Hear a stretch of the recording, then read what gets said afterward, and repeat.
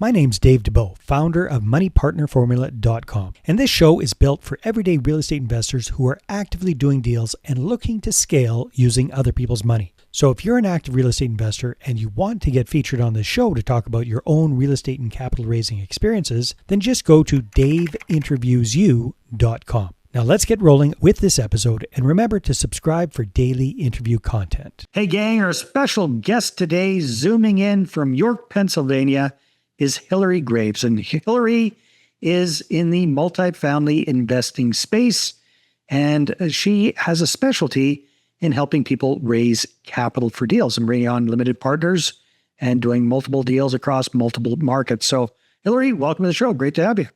Thank you so much for having me. My pleasure. So you're in this wonderful world, crazy world of multifamily real estate investing. What first kind of piqued your interest about this, Hilary? Yeah, great question. It was a neighbor, actually. So I come from the world of teaching music specifically, and has nothing to do with what I'm doing now in real estate, of course. But had a neighbor that was over at our house, and my husband and I are both teachers. He saw my husband working in our garage, which has turned into a wood shop. My husband can build anything, fix anything. And he just, I don't know what that triggered for him, this thought that we would be good at owning rentals. And he mentioned this to us. He owns rentals. And so we thought that meant flipping. We had no idea what that meant. So that just planted the seed. And then because we're teachers, in 2020, when COVID hit, we were kind of sent home for several months. And I'm a music teacher. My husband's a phys ed teacher. We didn't have a whole lot to do.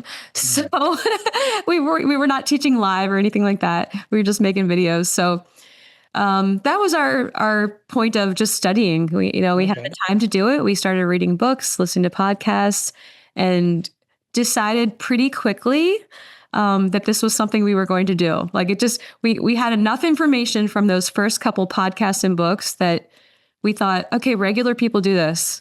We can figure this out. We're going to buy a small duplex or something like that. Yeah. So that was our first goal, was just to buy a duplex. Is that what you bought? We ended up buying a 5-plex, actually. Okay, there you go. Yeah. And overachievers. Yeah. We weren't looking for a 5-plex, but we were just making offers on, duplexes, triplexes. And we had read, or at least I had read about how 5+ works, which is different than 1 to 4 units, right? Yeah.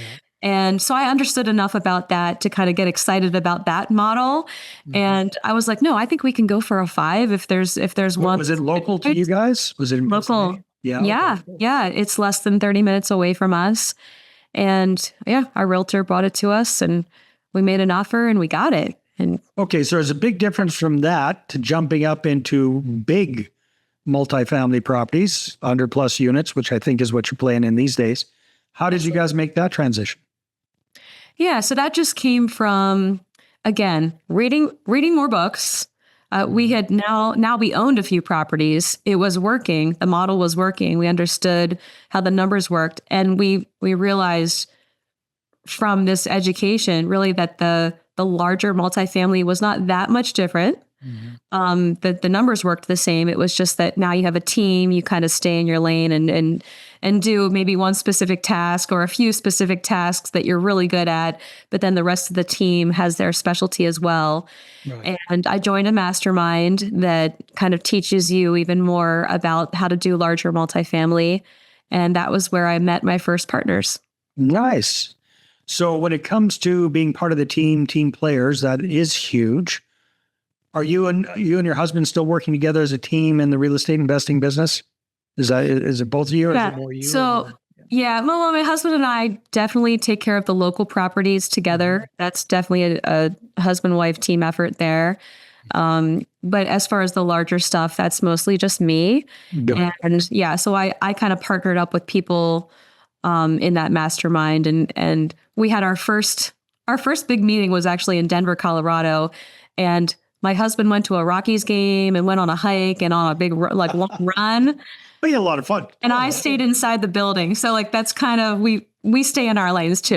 Good. It works for us. Happy marriage, happy life. Yeah. So Hilary, What role do you play amongst your co-GP partners? So when you join forces with some other co-GPs and you guys bring down a deal, what is your primary role in that? Yeah. So I qualify investors and find new investors. So I'm raising capital, and I also participate on asset management. One of my first ways in, and I know this isn't one of like the big job descriptions on a multifamily deal, but I was also kind of doing their marketing. And coming from the teaching world, I was pretty good at Canva. I could kind of understood how to work with Make it look pretty. yeah, make it look pretty. And I enjoy doing that too, probably too much. So I was happy to be the person to to make the offering memo and make sure everything looked good there. And then also made newsletters as the deal went along too. That's huge. That's really I don't, important. yeah. Yeah. So I don't do that as much anymore. Now we kind of farm that out to other people who, have more time to do that. But that was kind of one of the first things I did to add value to a team. So when did you do your first co-GP deal? What year was that? Do you remember? Yeah, it would have been the end of 2022. Okay. Yeah. So was it still when things were just like at the peak and everybody was going crazy, or had kind of the bubble already burst by that time a bit? Maybe the bubble had burst. Okay. Yeah. And it's hard to say because the team and the market that we were in was just such a boring, slow market that it hadn't really been affected that much by the bubble. And it was just kind of this steady, boring market. Which makes you guys look like geniuses now, I'm sure. And this is a boring deal. And that could be a really good thing. Boring is great sometimes. And yeah, that deal actually is still doing great. Yeah. Well, that's what I'm saying. Probably in hindsight, you guys look like geniuses to your investors compared to everybody else who was in some of these other ones. That's cool. So how many different projects have you been involved in since then? Yeah. So I guess right now I'm working on my 10th project. Wow. At multifamily. They've mostly been multifamily. This is actually 8 of them were multifamily. 2 of them, including this newest one, are development deals. Hey there, if you're a capital raiser, a syndicator, or a fund manager, and you're looking for a steady flow of incoming accredited investor leads, then go ahead, grab a free copy of my new book, How to Get 20 Accredited Investor Meetings Every Month Without Cold Calling, Networking, or Chasing People. You can get that at 20accreditedinvestorsbook.com. Again, that's the number 20accreditedinvestorsbook.com. Very good. So a lot of your responsibility is around the capital raising side of things. What do you find works best these days, considering everything that's going on in the market and has happened in the market, for you to connect with new investors and get them enrolled in your deals? Sure. Well, it's networking. That's the biggest thing. Even in our mastermind, we have a lot of newbies, we call them, people who really just want to understand how the business works. So, I'm finding a lot of people who aren't sure if they want to be active or passive. So they always want to start passive just to see. And some people just stay there. They love that model. And honestly, that's my end goal, is to be a passive investor someday. And some people are in a position to do that too. And they already have a great job that they love. So that's one thing, networking at events and finding people in person. Also, I'm active on the social media platforms. So some people find me there. Yeah. And I go to local meetups sometimes as well and find local investors and some people who want to get out of our local market and want to diversify their portfolio, because most of the deals that I'm offering are not where I'm from. Right. Makes sense. So are you still actively teaching as well, or is real estate now your full-time gig? I am actively teaching. Nice. And it is a wild, wild thing. This is actually my last year teaching.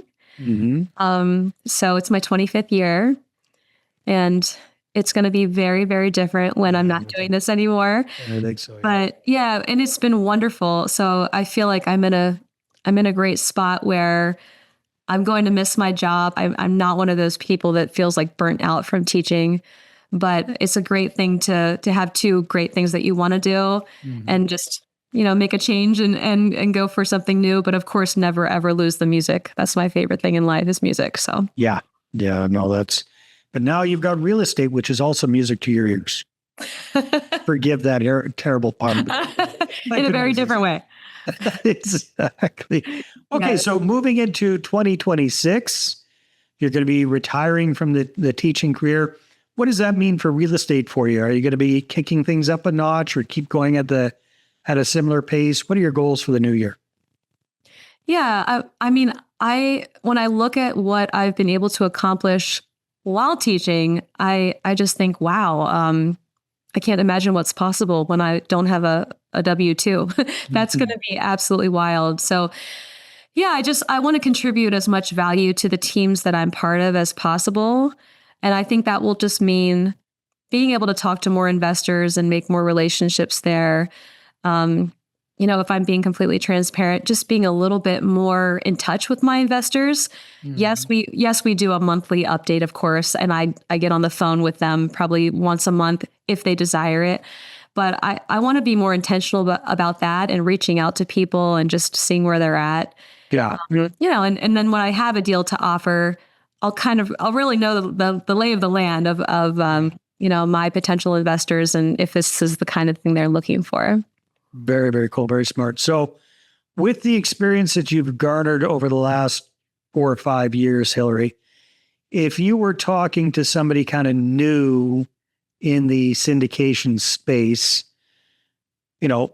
based on what you've learned, what advice would you have to that person as far as like getting into their first deal, developing a team of fellow co-GPs, determining who they should partner with, who they shouldn't partner with, because you probably learned a few things along the way.